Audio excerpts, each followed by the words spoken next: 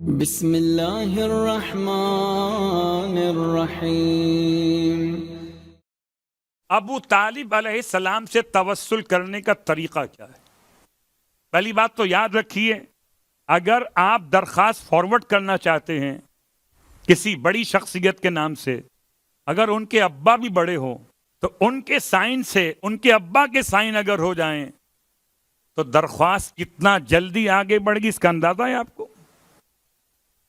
حضرت ابو طالب علیہ السلام کے توسل کے طریقوں میں دو طریقے سے۔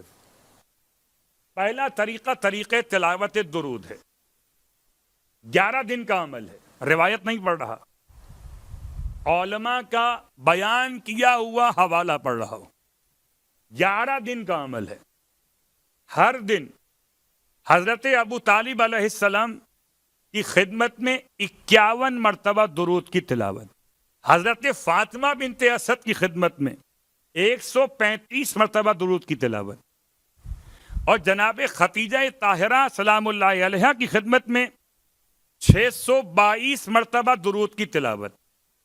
622، 135 اور 51، یہ تلاوت درود کی ایک ساتھ کیجئے، درمیان میں روک روک کر 51 کے بعد ابو طالب کے لیے، 135 کے بعد جناب فاطمہ بنت اسد، اور 622 کے بعد جناب ختیجہ طاہرہ، اور 11 دن میں یہ عمل مکمل کر کے پھر اپنی حاجت پیش کیجئے۔ حاجت اتنی جلدی قبول ہوگی کہ انسان خود حیران ہوگا کہ ہم تو بے خبر تھے، یہ ہستیاں بھی توسل میں آ سکتی ہیں۔ اللہ اکبر، عجیب بات نہیں ہے؟ جس کا پوتا علی اصغر ہو، بلکہ پڑ پوتا کہہ لیجئے، اگر وہ باب الحوائج ہو جائے تو خود جد اعلیٰ کا کیا کہنا، ابو طالب علیہ السلام۔ دوسرا حوالہ آپ کی خدمت میں، اور خدا کرے اس حوالے کو انجام دینے کے لیے ہم اور آپ اس مقام پر پہنچیں۔ آپ نے آمین کہا کہ نہیں کہا؟ پہنچ جائیں گے بھی۔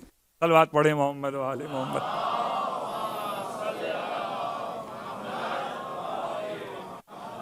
یہ توسل کا وہ طریقہ جو بہت مشہور ہے، داؤد الرقی راوی بیان کرتے کہ میں امام کی خدمت میں، چھٹے امام کا زمانہ، ہم مکے میں تھے، ایک شخص پریشان حال امام کی خدمت میں آیا اور آ کر کہتا ہے، فرزند رسول، میرا بڑا مسئلہ یہ کہ کسی کو پیسے دیے تھے ادھار، اب سب سن لیں وہ جن کے پیسے کہیں رکے ہوئے، کسی کو پیسے دیے تھے ادھار اور اب اس سے مانگتے ہوئے ڈر لگتا ہے، کیسے ملیں گے، امید ختم ہو رہی ہے، کوئی طریقہ بیان کریں۔ علماء کہتے ہیں اس سوائے اس ایک روایت کے باقی کسی اور روایت میں ایسا حوالہ موجود ہی نہیں جس میں ڈوبا ہوا مال ملنے کا طریقہ بیان کیا گیا۔ فرمایا جاؤ، جا کر ایک طواف کرو بنیابت عبد المطلب، اور 2 رکعت نماز پڑھو بنیابت عبد المطلب، پھر ایک طواف کرو بنیابت ابو طالب، 2 رکعت نماز پڑھو بنیابت ابو طالب، 2، جناب عبداللہ 3، جناب فاطمہ بنت اسد 4، اور جناب ختیجہ طاہرہ 5۔ 5 شخصیات کے نام سے جا کر طواف اور 2 رکعت طواف کی نماز پڑھو۔ طواف کا مطلب ایک چکر نہیں ہے، کچھ لوگ ہوتے ہیں مولانا، جب ہم نے کہا طواف کا بڑا ثواب ہے، کہ ایک طواف ایک چکر نہیں، ایک طواف 7 چکر، اس سے کم پہ گزارا نہیں ہوگا، ٹھیک، 7 سے کم پہ گزارا نہیں ہوگا۔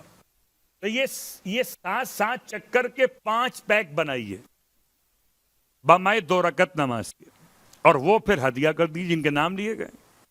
کہتا ہے میں ابھی مسجد حرام سے نکل کر صفا مروہ کے علاقے میں پہنچا ہی تھا کہ صفا کی طرف سے میرا نام لے کے کسی نے آواز دی، ارے آنا بھیا۔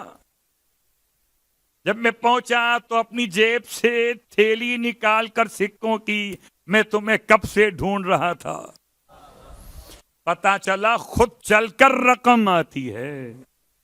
اگر نام ابو طالب کا رقم ہو جائے. صلوات پڑھے محمد و آل محمد.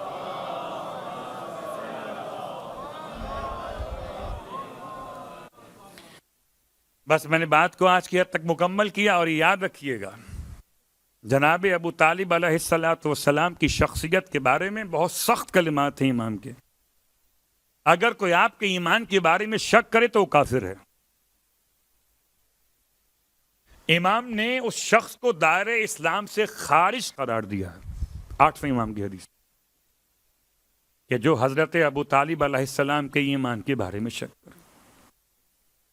عظیم شخصیت,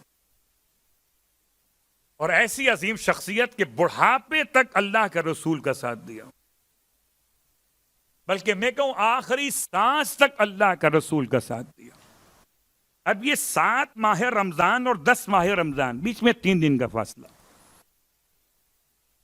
اللہ کے حبیب فرماتے ہیں اجتمعت علی ہذہ الامۃ فی ہذہ الایام مصیبتان, جمع ہو گئیں اس امت پر ان دنوں میں 2 مصیبتیں ایک ساتھ. پیغمبر کے کلمات فرماتے میں لا ادری, فیصلہ نہیں کر پا رہا کہ دونوں مصیبتوں میں کس پہ زیادہ گریہ کروں. میں اپنے الفاظ میں کہوں کہ حضرت ابو طالب کی وفات کا 3را دن تھا اور خدیجہ طاہرہ کی وفات کا دن تھا. اور آپ اپنے لحاظ سے سمجھیے کہ جناب ابو طالب کا سویم تھا اور جناب خدیجہ طاہرہ کی وفات کا دن تھا. اور یہ اللہ کے رسول نے امت کے لیے بیان کیا ہے. امت یہ بیٹھی ہوئی ہے تو آج رسول کے چچا کا ماتم کرے گی اور 3 دن کے بعد فاطمہ زہرا کی ماں کا ماتم کرے گی. اس لیے کہ اللہ کے رسول نے پوری امت کے لیے بات کی کہ 2 مصیبتیں اس امت میں جمع ہوئی ہیں. اللہ کے رسول نے ان 2 واقعات کے قریب قریب ہو جانے کو پورے سال کا ماتم قرار دیا ہے. اللہ اکبر. 2 مہینے 8 دن نہیں, 40 دن نہیں, فرمایا پورا سال غم کا سال ہے.